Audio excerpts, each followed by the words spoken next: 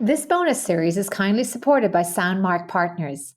Soundmark Partners LLC is a women-owned and led private credit firm focused on commercial real estate. I grew up in Stockton, California, and other than my mother, I really did not have much access to financial markets or understanding them. And I think it's important to level the playing field so anyone out there can look wherever they are and try to understand the markets, not only considering it might make them more interested in having a career on Wall Street, but money in retirement is important to everybody. So just understanding what's driving your retirement portfolio, the fact that in today's day and age, we can just go onto the internet and get thought leadership from leaders across firms in roles where they've been doing this for 10, 20, 30 years. I am still an investor. I do manage a global equity portfolio. So I do still do investing for a living. I know that's most of the reason that I do it.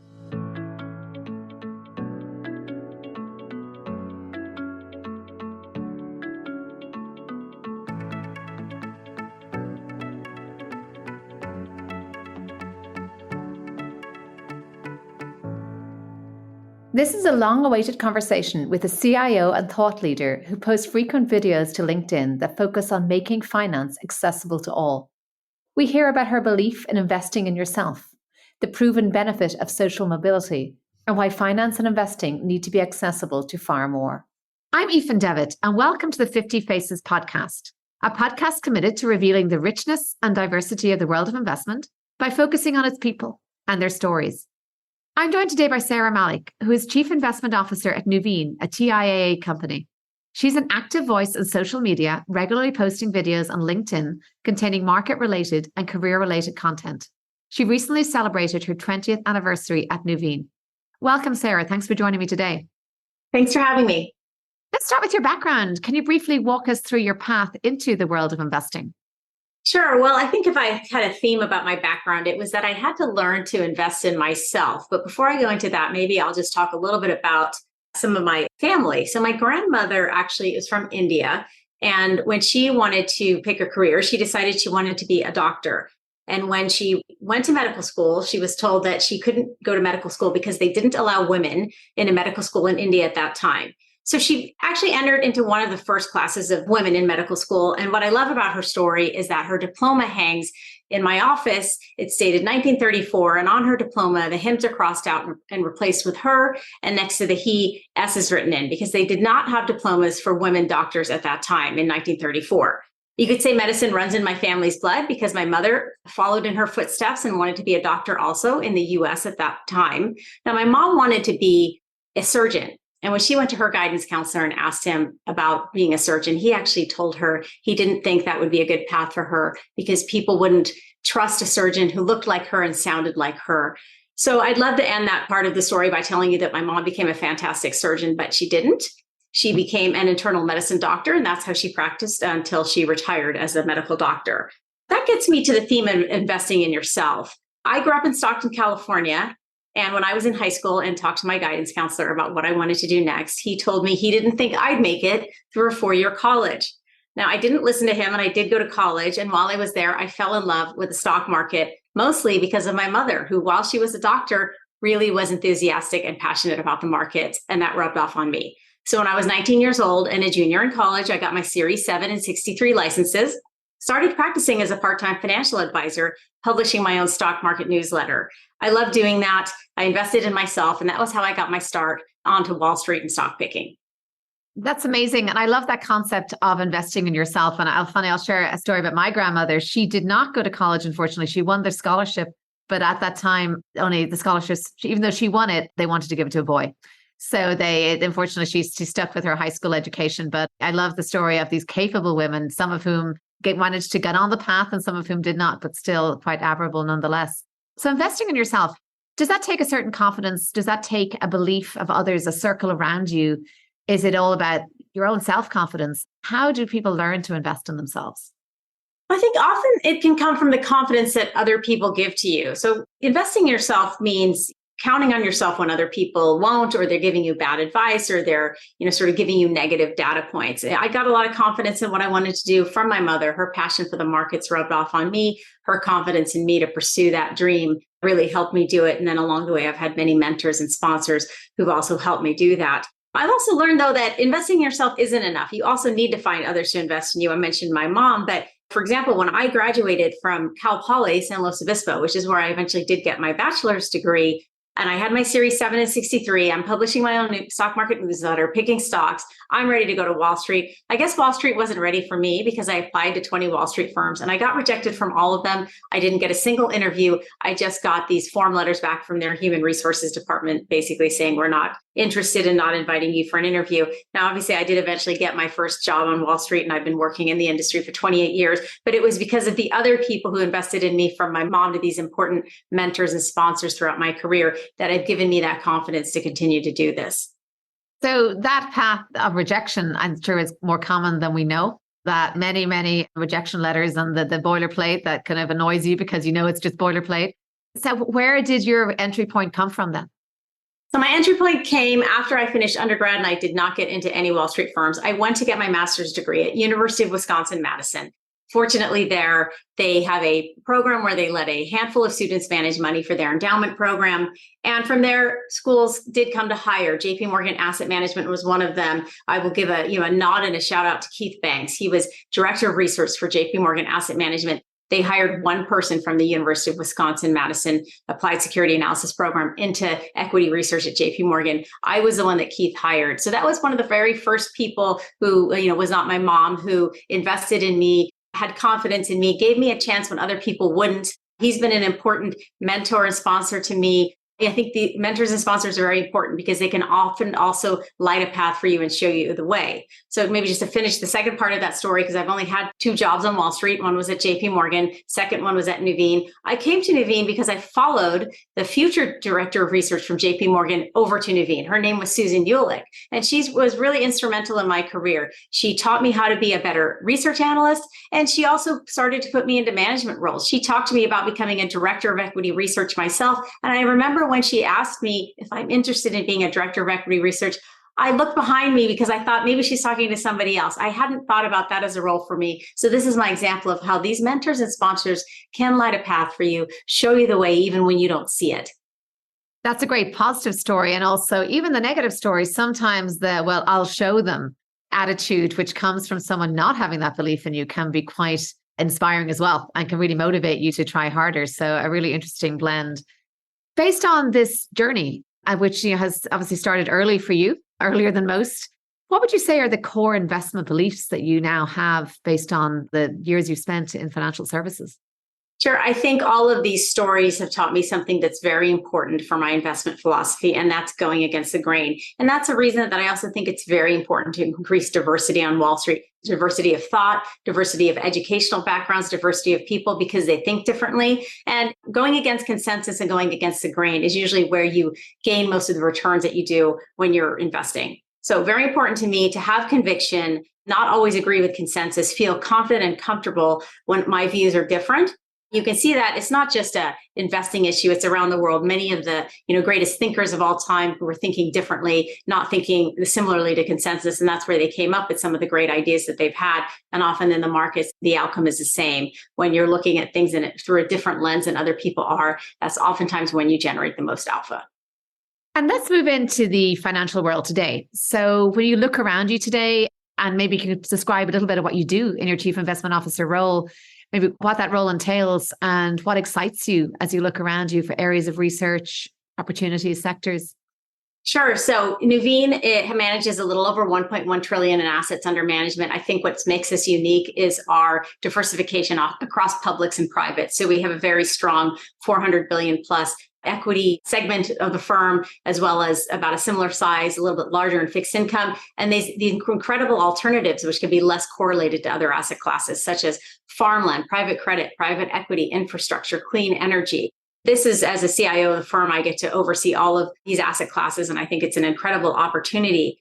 I think what's important today, the world has changed. We're coming off an era of easy money, about 5 trillion in stimulus that came into the economy during the pandemic. And today we're dealing with 2 issues. That's inflation and the late innings of the economic cycle. So how are we going to invest for that going forward in a world where inflation likely remains pretty high and interest rates are much higher than many of us have seen in our career? I'm looking for asset classes that are resilient to the economy and benefit from higher inflation. So for example, farmland and timberland, two areas that Nuveen is invested in. Farmland and timberland have tended to outperform inflation over decades. From 1991 to 2021, farmland beat the CPI, which is a measure of inflation, by about 8.5% on an annualized basis, and timberland by about 6.9%.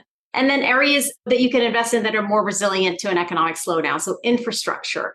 The backing of infrastructure is utility segments and waste management. We still turn on the lights and take out the garbage. During a recession, infrastructure is an area that tends to perform well even during a recession.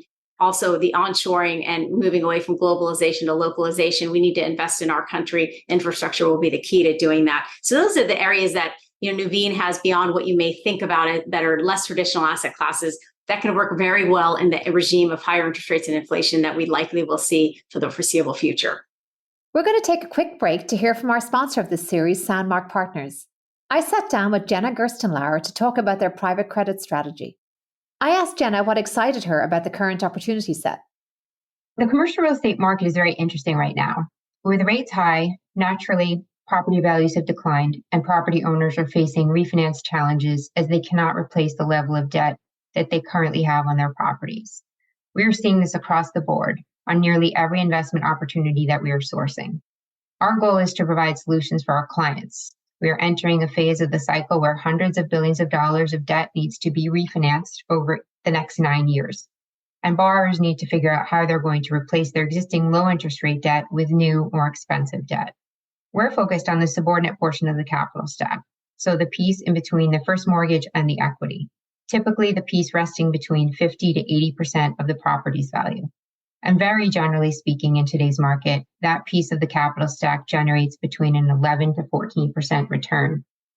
And now, back to the show. And let's look at the role of active management, because obviously Nuveen does have mostly active management approach.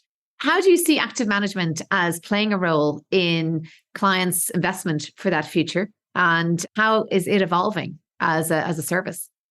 Your active management has evolved a lot in the 28 years that I've been in the industry. With indexing has really taken a lot of the market share from active management, especially within the equities markets.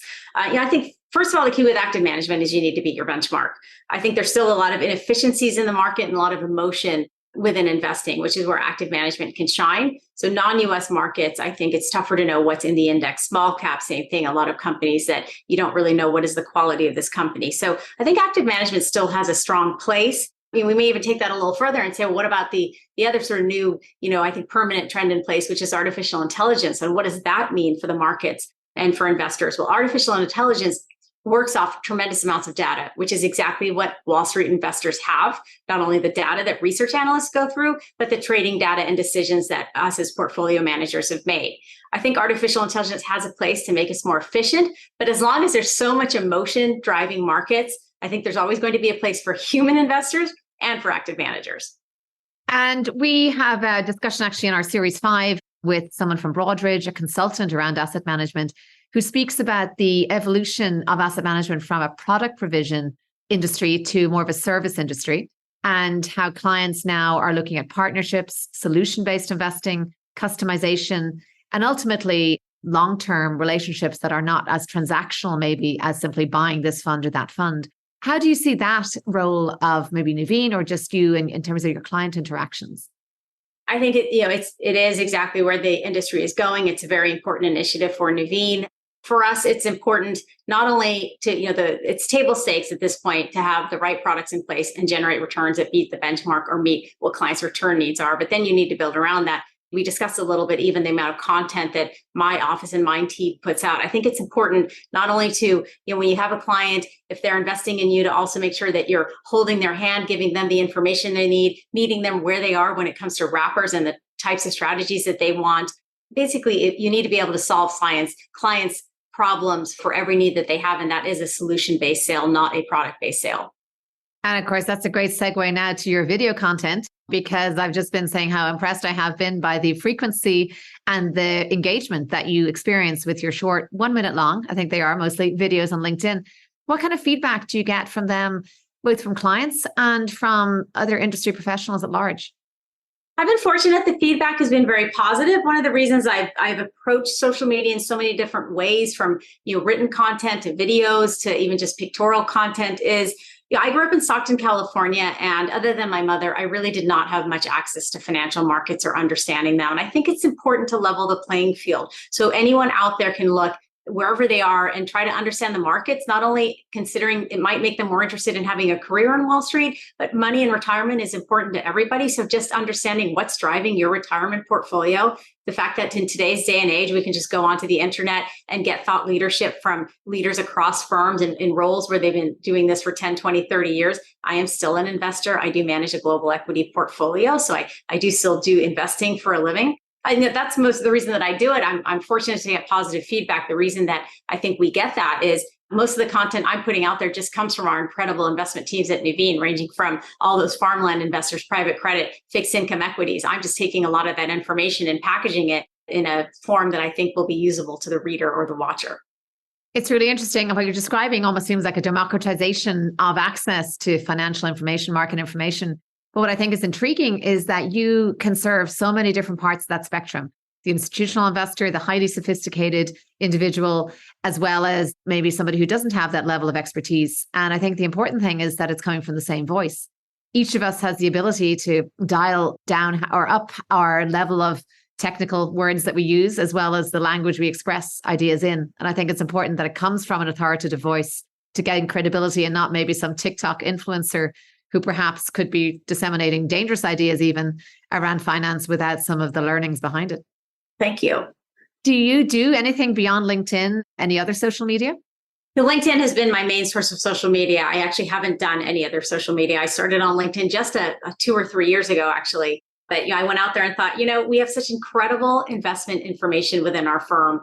I wanted to just go out there and start to share it with the world and see how they received it. And I've been very fortunate that they've received it quite well. But I always thought all this great information is coming across my desk all day long. And what would I have wanted before I got into Wall Street, when I wanted to understand Wall Street better? I would have loved to have seen it. And even for those who aren't working in the financial sector, what's going on with your retirement portfolio, what's going on with your money is one of the most important things in life. If we can get that information to people in a way that's interesting and understandable and even somewhat simplified, then I think more people will be interested in talking about money, learning about money, managing their money, whether they work in the industry or not. Let's take this then to the question around representation, because you have spoken before about the importance of diversity and your own experience being a good case study for that. Looking at the industry itself and the representation of women, people of color, what grade would you give it in terms of representation and inclusion? And what do you think we can change to improve that? Well, I think we have a lot more work to do. So I certainly am not going to give it an A. I think we always should be striving for better. Maybe I'll first start with hope as answering this question. When I talk about my grandmother and the fact that they weren't allowing women into medical school, her diploma is dated 1934. So less than 100 years later, I don't think we're surprised when we see a female doctor. I tell the story about my mother wanting to be a surgeon. I'll say, I hope we're not surprised to see a female surgeon in 2023. So I think there is hope that within 100 years, Wall Street can look a lot differently. I'm very passionate about widening the funnel in terms of how we hire. So not only getting diversity onto Wall Street from the typical schools that Wall Street hires from, which tends to be a very narrow band. I mentioned earlier in my conversation that JP Morgan Asset Management Equity Research only hired one person from the University of Wisconsin, and the rest were from the typical kind of Ivy League schools that Wall Street has tended to hire from. I think we should widen the funnel, and Wall Street should hire from a broader array of schools. There's a lot of diverse talent there. There's a lot of very intelligent students there who are passionate about financial markets, like I was when I went to Cal Poly. I just didn't have the access. Wall Street firms didn't show up for our career days. If you wrote a letter and applied to Wall Street firms, they generally tended to reject you, which is what happened to me. I think we can get a lot of diverse talent and diverse educational talent from a wider array of schools. So a wider array of schools. Any other programs that you've seen be particularly helpful? You mentioned the mentor circles that you had around you and how that helped you to invest in yourself. How can we create those circles for other young women entering the industry? Because I think there's a fascinating discussion of this, and it's a similar thing around people entering college, say first generation college students. they don't necessarily have the support. They can get in the door, but they don't have the supports to help them thrive later. And I think the same might apply to the workplace. We have these pipeline programs, this recruiting you mentioned to get people in the door, but how do we help them to thrive and move up the ladder later? Anything you think can help in terms of mentorship in the workplace? Sure. So first of all, just other programs that I think, are in existence today that I was not as familiar with when I was younger, like the Twigo Foundation, Girls Who Invest. The top recruiting firms now hold days where they bring diverse talent in and invite asset managers just to meet them. I think all these things going on is going to also help level the playing field, widen the funnel in terms of who comes onto Wall Street. And that does become more important in terms of when you get into a firm, how do you grow from there? Sponsorship becomes very important. Oftentimes, people tend to migrate to or sponsor those who look like them, who have a similar background to them. That's why I think it's important for senior leaders to become more diverse, to help pull up other leaders. AAPI, Asian American Pacific Islanders, a study came out recently that said they're the least likely to get promoted. I think a lot of that often is because if you don't see someone who looks like you, who's at a senior level, or someone at a senior level isn't thinking of you particularly, maybe it slows down your career path. I was fortunate, Susan Ulick, who's the person I followed from JP Morgan to Nuveen, she was the one who helped pull me up. But I think you have to have people in the organization who are looking out for you. Oftentimes, otherwise you may fall behind or not even think about what path you should be taking. And speaking of leaders, you're now a leader yourself. How would you describe your management and leadership style, and how does that bring out the best in your team? My management leadership style, it's around 3 pillars: performance, process, and culture. So we're an investment-focused firm, investment-focused group. We lead with performance. So first of all, it's, is everybody focusing on performing active management, beating our benchmark with appropriate level of risk? Process is also very important as an investor. How are you generating that performance? Is it sustainable over a cycle? If you're having issues with your performance, how do you think about what your process is and what tweaks we need to make? And culture is very important. I'm very proud of Nuveen's culture. I think we are known as a firm where a lot of very smart, nice people work. I want to keep it that way, where it's team oriented and not people out to get each other. That's all important. And then we have a very transparent rating and review process. For example, in Nuveen Equity, our portfolios managers manage money, which is very typical, but almost all of our equity research analysts also manage assets. So people are judged on, did they beat the benchmark with the money they manage? Did they beat their peers if you're a portfolio manager? Or as an equity research analyst, did you add basis points to the portfolio manager's portfolio? It's a very quantitative process. So at the end of the year, when you get your rating, you know as well where it came from as we do, because you can see your own numbers. And is that the culture piece you mentioned, that transparency, the fairness? Yeah, I think transparency, fairness, and culture, and also just having a team-oriented culture is very important. Sometimes in asset management, people can veer to, I win only if you lose. I say, the pie is going to be bigger from compensation point of view, from a returns point of view. If we all work together, we all win. We're going to expand that and do a better job for our clients. So that's what we need to focus on, rather than thinking, can I outperform the person sitting next to me? Well, let's go back to some personal reflections now. So we've spoken about your career journey. Were there any setbacks or challenges in there that you learned lessons from that you can share? I've had investment setbacks where I've had just very difficult performance and had to think hard about what am I doing wrong in terms of how I've been investing. I've had periods of my career where I felt like maybe it should move faster or not in the direction that it's going. I think we all have ups and downs. So resiliency and also having flexibility to deal with change is very important throughout your career. Financial services is changing constantly. When I started 28 years ago, you basically picked equity or fixed income. Today, active equity is very challenging, and there's a host of other asset classes that are growing faster, like private credit. So just understanding that as the world changes, you need to understand what's going on. And what I've learned, though, is even when I felt uncomfortable in a room or not had confidence, if I was thinking back to how I would do things differently now that I have almost 3 decades of experience, I think the main message I would give is, and main advice I would give is telling people actually not to try to fit in. So I've often been the only person of color in a room, the only woman who's a person of color. And oftentimes when I walk into that room, especially when I was younger, I'd feel like I needed to fit in. And I just wanted to be like everybody else and acclimate. And what I've learned over time is the power in your views is the diversity that you bring to the table. So actually don't try to fit in. This is where I get back to when we talked about going against consensus, going against the grain, bringing your unique views to the table. That's why you're part of that group. And why do I have the confidence to do that? These were from my mother to my mentors to my sponsors. They're the ones who gave me that confidence to sit in that room oftentimes feeling like I look different. I come from a different educational background, but my opinions are important. They're diverse. They're there for a reason. They're there because I do want to talk about things that maybe aren't the consensus. And we'll definitely come to this when we ask about the wisdom, because I think I'm going to file that one away as one of your words of wisdom. But just before we move to that, so you mentioned many key people that were so pivotal in getting you on your path and keeping you on it. Anyone in particular that you can speak about that had a particular influence on how you see the world? I think the main influence is the woman I followed from JP Morgan to Nuveen, which is Susan Ulick. When I went to JP Morgan Asset Management, I was a chemicals analyst and she was a steel analyst. And she took me under her wing day one and said, I'm going to help you. Our sectors are fairly similar. She was about 20 years ahead of me in my career. So she helped me become a better analyst. When she went to Nuveen, she called me and said, would you like to come over? We're going to, kind of change how we think about things here.